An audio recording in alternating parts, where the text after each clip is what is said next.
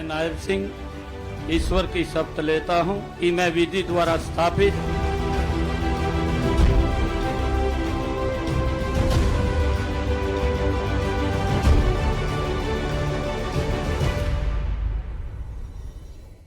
नमस्कार, अग्निपथ देख रहे हैं आप। अग्निपथ में आज बात करेंगे नायब नेतृत्व हरियाणा संतृप्त। हरियाणा की राजनीति में आज खेला तो हुआ है। सीएम मनोहर लाल खट्टर ने सीएम पद से इस्तीफा दिया और कुछ ही घंटों में नायाब मिल गया। चर्चा थी कि लोकसभा चुनाव में हरियाणा की सीट शेयरिंग पर एनडीए गठबंधन में सहमति नहीं बन पाई है। बीजेपी जेजेपी को सीट देने के पक्ष में नहीं है और सभी 10 सीटों पर चुनाव लड़ना चाहती है, जिसके चलते गठबंधन में फूट हुई। इस्तीफे के बाद शुरू हुआ बैठकों का दौर और विधायक दल ने नायब सैनी को अपना नेता चुनकर सीएम की कुर्सी तक पहुंचाया। नायब सिंह सैनी ओबीसी वर्ग का एक बड़ा चेहरा माने जाते हैं और भाजपा के प्रदेश अध्यक्ष भी हैं। मुख्यमंत्री पद की शपथ भी वो ले चुके हैं। कमान और कप्तान बदलकर बीजेपी बड़ा ओबीसी कार्ड खेला। इसका एक दूसरा पहलू भी यदि देखें तो हरियाणा की राजनीति में जाटों का वर्चस्व रहा है। जब से हरियाणा में बीजेपी की सरकार बनी है, सीएम के रूप में मनोहर लाल खट्टर विराजमान रहे। खट्टर पंजाबी समुदाय से आते हैं। जाटों को यह बात खटकती रही है। 2017 में जाट आरक्षण आंदोलन इसका ही परिणाम रहा। इस आंदोलन में पंजाबियों और सैनियों को जान माल का बहुत सारा नुकसान हुआ था। जाट जितना इन समुदायों के खिलाफ आक्रामक हुए, बीजेपी का एंटी जाट वोट उतना ही मजबूत होता गया। प्रशासनिक रूप से मनोहर लाल खट्टर उनके सक्षम साबित न होते हुए भी अपनी ईमानदारी और पंजाबी समुदाय के होने के चलते इतना लंबे कार्यकाल तक सीएम बने रहने में सक्षम साबित हुए और यही कारण रहा कि बीजेपी ने प्रदेश में मुख्यमंत्री तो पंजाबी को ही बनाया। प्रदेश अध्यक्ष पद से जाट ओम प्रकाश धनखड़ को हटाकर नायब सैनी को बना दिया। नायब सैनी पिछड़ी जाति से आती है। मंगलवार सुबह से ही नायब सैनी को मुख्यमंत्री बनाने की चर्चा चल रही थी। दोपहर होते होते सच भी साबित हुआ और ऐसे में अब इस बदलाव का कितना फायदा बीजेपी आगामी चुनाव में ले जाएगी, क्या होगी जेजेपी की अगली रणनीति, ये तमाम बातें जो हैं आने वाले समय में देखने वाली होंगी। लेकिन निश्चित तौर पर एक बात तो है कि एक नायब जिसको कहते हैं मिल गया हरियाणा में और सीएम पद की उन्होंने शपथ भी ले ली है। सभी की शुभकामनाओं के साथ एक हरियाणा में नया चेहरा, नया नेतृत्व। नया चेहरा इसलिए कि सीएम की कुर्सी के लिए, सीएम पद के लिए यह चेहरा नया है निश्चित तौर पर। और अब प्रदेश अध्यक्ष की कमान भी उन्होंने बहुत अच्छे से संभाल रखी थी पहले। आने वाले समय में कितने बदलाव होंगे, कितना फर्क पड़ेगा, हरियाणा की राजनीति जो है, क्योंकि लोकसभा के चुनाव है, कितनी बदलेगी, जेजेपी क्या करेगी, तमाम दल जो हैं उनकी अपनी अपनी सीट्स हैं, उस पर क्या होगा, ये देखने वाली बात होगी। तो आपको बता दें कि नायब सैनी के बारे में जिस तरीके से उन्होंने सीएम पद की शपथ ली है, एक चेहरा जो कहीं ना कहीं बड़े ओबीसी वर्ग के रूप में सामने रखा गया है। कई जिम्मेदारियों से वो गुजरे हैं, कई जिम्मेदारियां उन्होंने संभाली हैं और आज इस मुकाम पर वो पहुंचे हैं। बीजेपी अंबाला से जिला अध्यक्ष 2012 में रहे। 2014 में नारायणगढ़ विधानसभा से विधायक चुने गए। 2016 में हरियाणा सरकार में राज्य मंत्री भी बने। 2019 की बात करें तो कुरुक्षेत्र से सांसद चुने गए। हरियाणा प्रदेश अध्यक्ष की जिम्मेदारी भी संभाली है। 25 जनवरी 1970 अंबाला के गांव मिर्जापुर माजरा में उनका जन्म हुआ। 2002 युवा मोर्चा बीजेपी अंबाला से जिला महामंत्री चुने गए। 2005 में युवा मोर्चा भाजपा अंबाला में जिला अध्यक्ष भी रहे। 2009 में किसान मोर्चा भाजपा हरियाणा के प्रदेश महामंत्री भी रहे। 2012 में भी उन्होंने कई जिम्मेदारियां संभाली। लगातार भारतीय जनता पार्टी के साथ रहते हुए हर एक, कहते ना कि छोटी चीज से शुरुआत करते करते आज वो इस मुकाम पर पहुंचे हैं कि कहीं ना कहीं पार्टी ने उन्हें वो उस मुकाम तक पहुंचाया। विधायक जो हैं उन्होंने अपने दल का नेता चुनकर सीएम की कुर्सी तक पहुंचा दिया है। यानी ये बात बिल्कुल सच है कि नायाब नेतृत्व अब होगा और हरियाणा संतृप्त होगा। इस चर्चा को आगे बढ़ाएंगे। तमाम मेहमान हमारे साथ जुड़े हैं। सबसे पहले आपका परिचय करा दें। भारतीय जनता पार्टी का पक्ष रखने के लिए राजवीर रोहिला हमारे साथ जुड़े। राजवीर जी, बहुत स्वागत चर्चा में जुड़ने के लिए। चेतन चौहान हमारे साथ जुड़े हैं जो सचिव हैं अखिल भारतीय कांग्रेस हरियाणा से। चेतन जी का भी बहुत स्वागत है। और जेजेपी से सलेश त्यागी हमारे साथ जुड़े हैं। सलेश जी, आपका भी बहुत स्वागत है। चर्चा की शुरुआत सबसे पहले, क्योंकि हमारे साथ राजवीर जी अभी नहीं जुड़े हैं, सलेश जी आपसे चर्चा की शुरुआत करूंगी। मेरी आवाज पहुंच रही है? हाँ जी, हाँ जी। सलेश जी, क्या हुआ आज? देखिए, अब जो कुछ होना था वो तो हो गया, लेकिन खबरें इस तरह की आ रही हैं कि सीट शेयरिंग पर कुछ बात नहीं बन पाई थी। एक लंबा गठबंधन था, काफी कुछ ठीक चल रहा था। आखिरकार देखिए हुआ क्या? जेजेपी को तो निश्चित तौर पर यहाँ पर अब कोई फायदा नहीं है। आगे किस तरह से वर्कआउट करेंगे और मुख्य वजह क्या थी इस बड़े खेला की? मुख्य वजह तो ये थी मैडम, हम तो सीटें मांग रहे थे, जैसे गठबंधन में हम अपना गठबंधन धर्म निभा रहे थे, और उस धर्म के नाते हमें भी जो पार्टनरशिप के नाते हमें जो सीट्स मिलनी चाहिए थी, चाहे उसमें 1 मिलती 2 मिलती या 50-50 का आंकड़ा रहता, तो उन लोगों ने मना कर दिया गया। तो हम उस पर भी राजी हुए कि चलो गठबंधन का धर्म निभाना है, सरकार पूरी 5 साल चलानी है। तो हमने बोला कि हमारे मैनिफेस्टो के अंदर कुछ हमने अपने वादे किए थे जनता से, हमारे मैनिफेस्टो के वादे पूरा कर दो, हम 10 की 10 विधान लोकसभा की सीटों पे आपको समर्थन करते हैं, पार्टी के सभी कार्यकर्ता आपके साथ चलेंगे, तन मन धन से साथ लगे अपनी 10 की 10 सीटें निकालने का हम काम करेंगे। उन्होंने उस पर भी एग्री नहीं किया, तो नेचुरली फिर हमें पीछे हटना पड़ा। सलेश जी, आपकी आवाज नहीं आ रही है। मैं ये कह रहा हूँ कि हमने 10 की 10 सीटों से हमने उनको वादा किया कि 10 की 10 सीटें आपके लिए छोड़ने के लिए तैयार हैं। बट हमारा भी एक पार्टी मैनिफेस्टो था जो हमने जनता से वादे किए थे, जो पूरे नहीं, कुछ वादे हम पूरे नहीं कर पाए।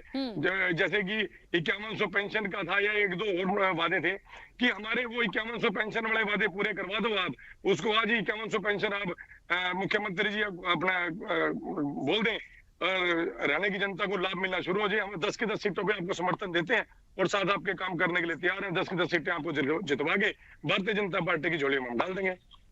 बावजूद इसके ये तमाम चीजें करनी पड़ी। हाँ जी, हाँ जी। फिर उसके बाद नेचुरली जब सारी चीजों से वो डिनाई करने लगे तो हम पीछे हट गए, गठबंधन तोड़ना पड़ा। ठीक है, आगे के लिए क्या सोचा है अब? आगे के लिए अभी हमारी कल रैली है हिसार के अंदर, आपको पता ही है, कल हिसार के अंदर रैली है। हमारे राष्ट्रीय अध्यक्ष डॉक्टर अजय सिंह चौटाला जी का जन्मदिन है, वहां धूमधाम से मनाएंगे। तो जो भी अगली रणनीति होगी कल से तैयार होगी हमारी, वो जनता के सामने होगी। ठीक है, चलिए चेतन जी, आवाज पहुंच रही है मेरी? जी चेतन जी, जो घटनाक्रम हरियाणा में देखने को मिला है, वैसे ऐसी कोई उम्मीद तो थी नहीं, लेकिन बहुत खुल के अभी जो सलेश जी कह रहे थे कि सारी चीजों पे एग्री हो गए, उसके बाद भी इतना बड़ा खेला करने की भारतीय जनता पार्टी को जरूरत क्या पड़ी? सब कुछ ठीक चल रहा था, अपने हिसाब से पूरी पैठ भी उन्होंने जमा रखी थी। देखिए, पहले जहां तक मैं धनखड़ जी की बात करूं, उनको हटाया, नायब सैनी जी को प्रदेश अध्यक्ष की कमान दे दी। उसके बाद एक कहते हैं ना, पंजाबी वर्ग से साधना था, तो मनोहर लाल खट्टर वहां मौजूद ही थे। यहां पे जिस तरीके से बिल्कुल ही चेंजेस हो गए, तो ये बात सच है कि इलेक्शन है तो आप एक जातिगत समीकरण है उनको साधने की कोशिश करेंगे, लेकिन क्या हम इस तरह की राजनीति के लिए जो चीजें चल रही हैं, किसी को भी लाएंगे और किसी को भी छोड़ देंगे? किस तरह से लेती है कांग्रेस इसे?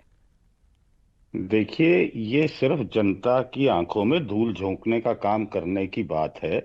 आज सबसे बड़ी बात जो समझने की है, वो ये समझने की नहीं है कि सीएम किसको बनाया और क्यों बनाया। सबसे बड़ी बात ये है कि आज देश के अंदर सबसे बड़ी जो खबर है, वो खबर ये है कि एसबीआई ने अपने इनको जो चंदा मिला है उसको आज सार्वजनिक कर दिया है। जब सुप्रीम कोर्ट ने फटकार लगाई तो इन्होंने आज वो सार्वजनिक हुआ है, और इन्होंने उसको छुपाने के लिए ये खेला किया है। जबकि इसके अंदर कोई राजनीतिक, मुझे तो कोई ना तो दूरदर्शिता नजर आ रही है, ना कुछ समझ आ रहा है कि जिस तरीके से किसी क्लास का एक मॉनिटर बदल कर दूसरा मॉनिटर लगा दिया है, उस तरीके की आज ये राजनीति भाजपा करने लग रही है। सिर्फ एक क्रोनोलॉजी ये है कि ये देश से अपने आंकड़ों को छुपाने के लिए खबर को बनाना और उस खबर को बेचना, ये आज इन्होंने, बीजेपी ने करके दिखाया। ये कोई आज पहली बार नहीं हुआ, ये हमेशा से होता आया है। जब भी कोई देश के अंदर इनका पर्दाफाश होने लगता है, इनकी असलियत सामने आने लगती है, उसको दबाने के लिए ये इस तरीके के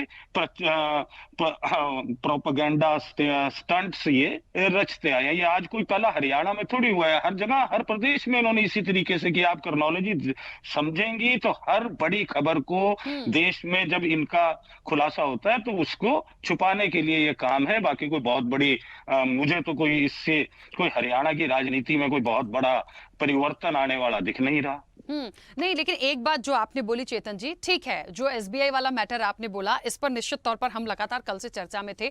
ये बात तो सच है कि जो चीजें हैं जो आएंगी वो छुपेंगी नहीं। बीजेपी हो या कोई भी उसे छुपाने या पर्दा डालने के लिए, चाहे सीएए की बात कर ले आज या ये तमाम बातें कर ले, बहुत अच्छे से हम भी इस चीज को समझ रहे हैं, तो उससे कोई बचेगा नहीं। जो चीजें आई हैं वो तो आती ही जाएंगी, लेकिन क्योंकि मैं मानता इस बदलाव को, लेकिन आज इस को। बदलाव को करने की जरूरत क्या पड़ी? आज जेजेपी को तो यही महसूस हो रहा है कि शायद वो गलत गठबंधन में थे। देखिए, मैं एक बात कहूंगा कि आज जेजेपी बाहर चली गई। आज से पहले जब जेजेपी साथ थी, अभी मेरे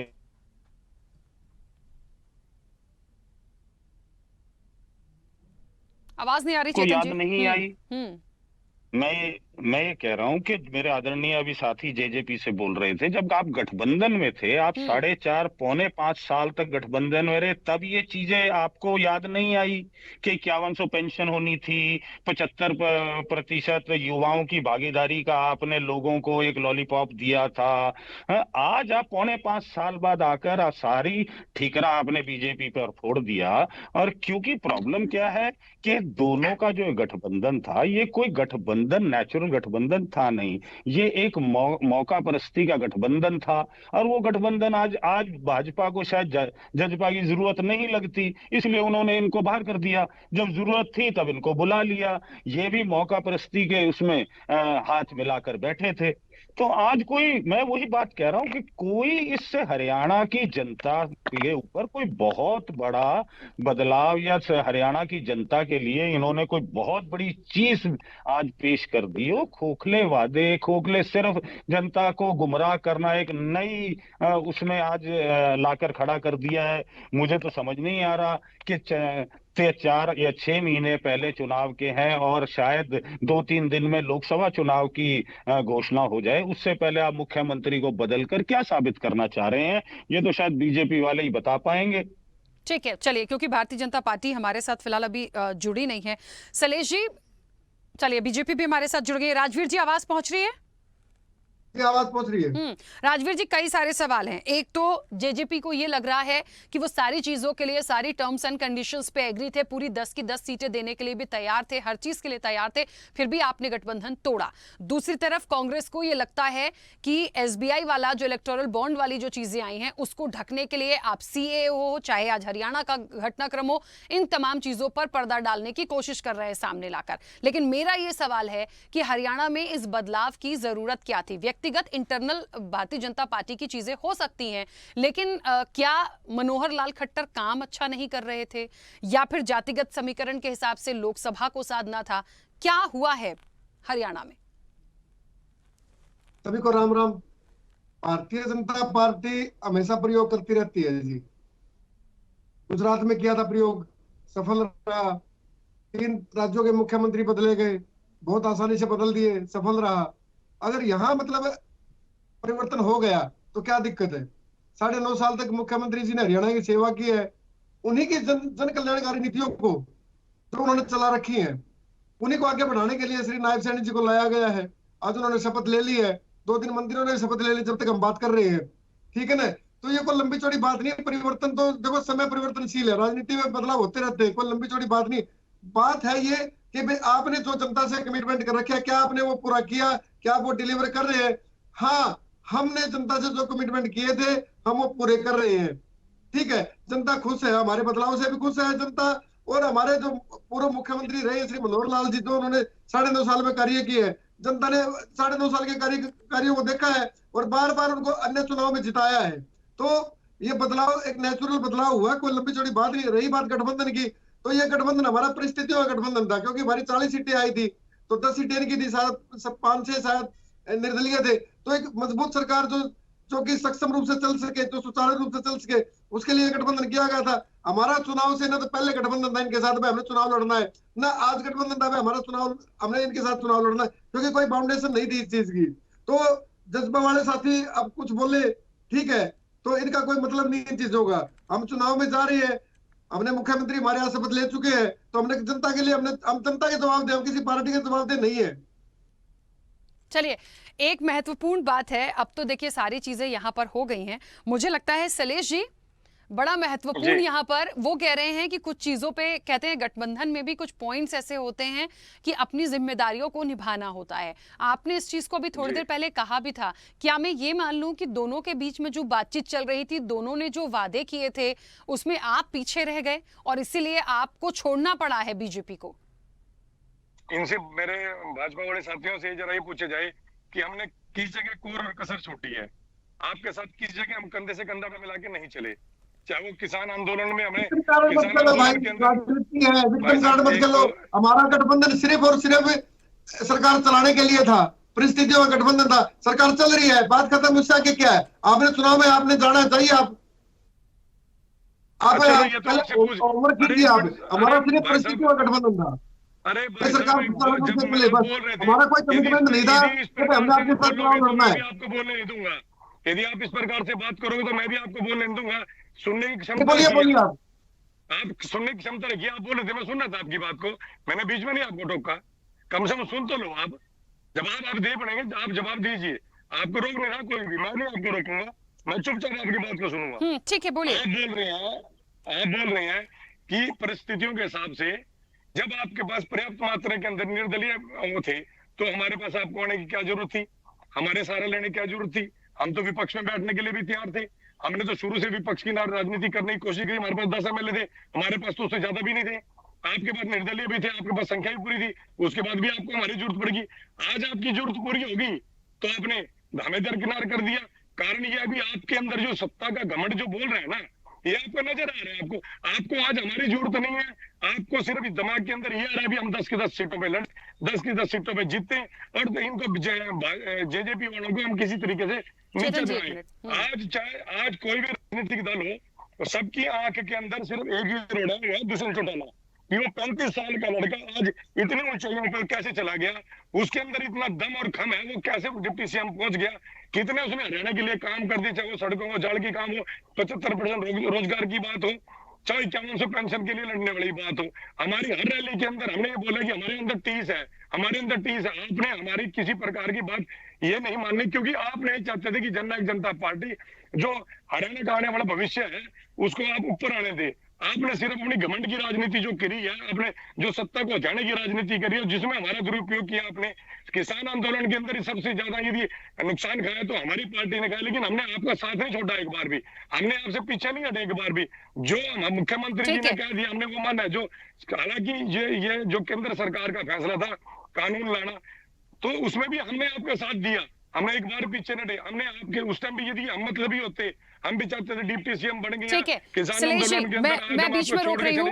चेतन जी कुछ कहना चाह रहे हैं, एक मिनट सलेश जी, आपके साथ सत्ता के अंदर बराबर भागीदार रहे। ठीक है सर, एक सेकंड। आज दुख में, आज आपके सत्ता का जो नशा आपके दिमाग के ऊपर चढ़ रहा है, कोई बात नहीं भाई, महीने की बात रहेगी, ये भी आपको क्लियर हो जाएगा क्या होगा। सलेश जी चलिए ठीक है, बीच में रोकूंगी। चेतन जी अपनी बात रखिएगा। चेतन जी कुछ कह रहे हैं, प्लीज एक मिनट। जननायक जनता पार्टी किसी की राजवीर जी एक मिनट आ रही है। इजाजत लेके हम पार्टी में पहले भी तैयारी कर रहे थे, अब भी हमारी हिसार सलेश जी मेरी आवाज पहुंच रही है आपका, प्लीज, और अड़ के इलेक्शन लड़ेंगे। ठीक है चेतन जी। देखिए, अभी मेरे भाजपा के साथी ने बड़ा स्पष्ट कर दिया कि उनकी मानसिकता और उनकी पार्टी की मानसिकता क्या है। उन्होंने बड़ी स्पष्ट शब्दों में कहा कि हमारा गठबंधन जो है वो एक समझौता था सरकार चलाने का। यही बात तो हम देश को बताना चाहते हैं कि भाजपा का असली चेहरा यह है कि वो सिर्फ और सिर्फ मौका परस्ती की राजनीति करते हैं। जब गठबंधन बनाना था तो कश्मीर के अंदर भी गठबंधन बनाया, तब महबूबा मुफ्ती के साथ गठबंधन बनाकर सरकार चलाई, क्योंकि सरकार में रहना इनका सिर्फ एक मात्र लक्ष्य होता है। और वही काम आज जेजेपी के साथ किया। और इन्होंने, मैं इनको साधुवाद दूंगा कि इन्होंने कम से कम आपके चैनल पर इस बात को स्वीकारा तो सही, नहीं तो भाजपा के लोग तो स्वीकार भी करने को राजी नहीं है। यही इनका चाल चलन और चरित्र है कि सरकार के अंदर किस तरीके से बने रहे। ना कोई गठबंधन धर्म है इनका, ना कोई धर्म की राजनीति इनको करनी आती है, राज धर्म की राजनीति कभी करी नहीं। इसलिए आज आपके सामने ये हालात हुए हैं कि जेजेपी के साथ 4.5 पौने 5 साल सरकार को चलाकर कर आज उनको दूध में से मक्खी की तरह निकालकर और अन्य जो विधायक हैं, जो इंडिपेंडेंट विधायक हैं, उनको अब मंत्री पदों का लालच दे के अपनी ये 5-6 महीने जो चलाना चाहते हैं वो चला रहे हैं। अब नया इन्होंने शगुफा छोड़ दिया मुख्यमंत्री बदलकर, ताकि जो नए लोग आएंगे वो मुख्यमंत्री के साथ रास्ता जब तक बनाएंगे तब तक सरकार का कार्यकाल पूरा हो जाएगा। इसलिए मैं ये कहता हूं कि आने वाले समय में हालात भाजपा के बहुत अच्छे नहीं है, इसलिए ये डेस्परेशन जिसे बोलते हैं अंग्रेजी में, वो आज झलक कर आ रही है कि बार बार अलग अलग हथकंडे अपनाए जा रहे हैं। राजवीर जी तो बस मुस्कुरा रहे हैं, मुझे लग रहा है उनको फर्क ही नहीं पड़ रहा। राजवीर जी बोलिए। जी, ये जो मेरे कांग्रेस के सम्मानित साथी हैं, इनसे मैं 1-2 सवाल है मेरा। 9 साल में इन्होंने कोई मतलब अपना जिला का या कोई कमेटी नहीं बनाई, संगठन तक बढ़ा नहीं पाई ये लोग। इन्होंने 2-2, 3-3 जो प्रदेश अध्यक्ष है उनको उन्होंने टाइम पूरा नहीं होने दिया। यहाँ 3-4 आधा दर्जन से ज्यादा कांग्रेस है। अब तो पहले SRK थी, अब भी SRK होगी। वीरेंद्र सिंह SRK ग्रुप हो गया अभी, ठीक है ना, अब हुड्डा ग्रुप है। तो ये इनका अपना घर तो संभल नहीं रहा इनसे। तो ये दूसरा दूसरी बात सर, हम सिर्फ जनता के उत्तरदायी हैं, जनता के जवाब दे, हम किसी पार्टी के जवाब दे नहीं है। कोई भी पार्टी है वो, ये हमारे गठबंधन के साथी थे, हमारे नीचे गठबंधन था, आज भी गठबंधन, मैं तो कहता नहीं है या नहीं है, वो तो इन्होंने डिसाइड करना है। क्योंकि खाली मंत्रिमंडल से बाहर मतलब जाना, कोई गठबंधन से बाहर तो नहीं जाना, वो तो कल दिया, इन्होंने अपना पक्ष रखना है, हमने अपना पक्ष साफ कर दिया। तो एक लंबी चौड़ी बात रही कांग्रेस की बात, तो कांग्रेस आज 52 पे है, ठीक है। कांग्रेस आने वाले समय 25 में सिमट जाएगी। हरियाणा में 10 की 10 सीटें माननीय प्रधानमंत्री श्री नरेंद्र मोदी जी के नेतृत्व में हम लोग जीतेंगे। 10 की 10 हम अभी ना ही जाएं, क्योंकि जब इलेक्शन होगा तब तस्वीर बहुत साफ होगी। राजवीर जी बीच में रोकूंगी मैं, क्योंकि समय हो गया है। आप सभी का बहुत शुक्रिया इस चर्चा में जुड़ने के लिए। आने वाले समय में देखते हैं, इलेक्शन है, बहुत सारी तस्वीर साफ हो जाएगी हरियाणा से भी, किसको क्या मिलता है, कितनी सीट्स मिलती हैं। फिलहाल तो नायब नेतृत्व मिल चुका है, अब इन्हीं के नेतृत्व में ये आने वाला इलेक्शन आगे हरियाणा से होगा। कितनी किसको सीट है, क्या होता है, मुझे लगता है पूरा एक खेल ही उन्होंने यहाँ पे खत्म कर दिया इस नेतृत्व को देकर। आने वाले समय में क्या होता है ये निश्चित तौर पर देखने वाली बात होगी। चर्चा में इतना ही, बने रहिए स्वदेश न्यूज के साथ। सबसे पहले देश।